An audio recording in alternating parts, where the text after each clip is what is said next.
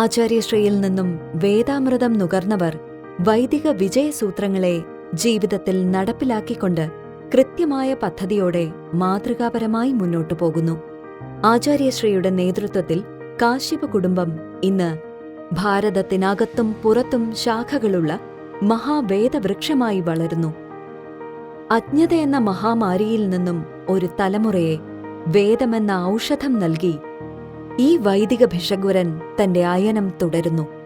വേദത്തിനായി ജീവിതമൊഴിഞ്ഞുവച്ച ആ മഹാത്മാവിന് ആയുരാരോഗ്യ സൗഖ്യങ്ങൾ നേർന്നുകൊണ്ട് ഗുരുനാഥന്റെ പാദങ്ങളിൽ ദീർഘദണ്ഡ നമസ്കാരം.